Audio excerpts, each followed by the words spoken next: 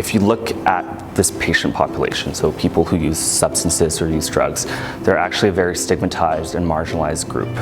It's difficult to access healthcare, but often the emergency department is where they go for healthcare because it's so hard to access it in other places, or because they're so sick that when they do encounter the healthcare system, it ends up being in the emergency department. So what I'm really interested is in, what is the experience of these patients, given that they come to the emergency department?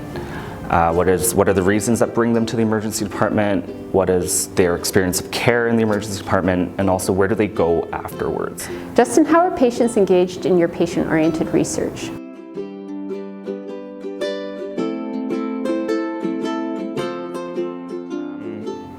Our research question began with patient consultation. We went to the Patient Family Advisory Committee and asked them, what do you think is the biggest issue facing patients in the emergency department?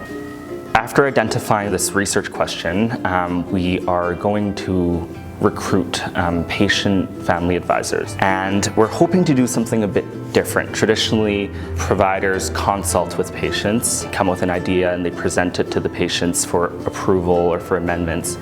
But we're hoping to form a committee that operates in principles of shared decision making, whereby our patient members on this, we're calling it a research steering committee, will decide at each step of the way what we do. Why is it important that residents do research?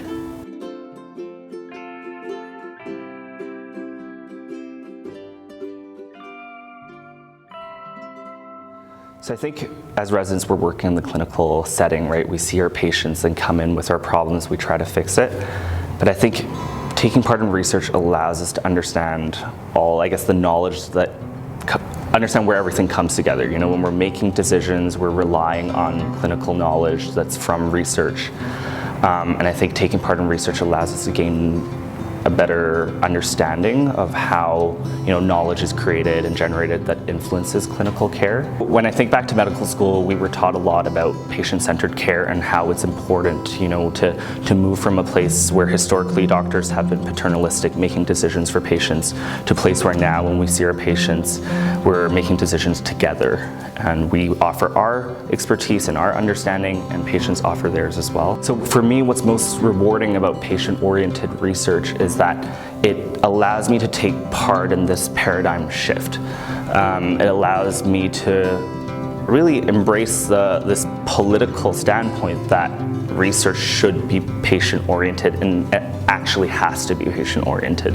Hey, I'm not the only one who knows how to don't know how to figure out the solution to this problem, but patient-oriented research, this project, allows me to sit down with my patients and say, let's try to solve this problem together. Please tell me what to do, what questions we need to ask, and let's see if we can improve the system for everyone else.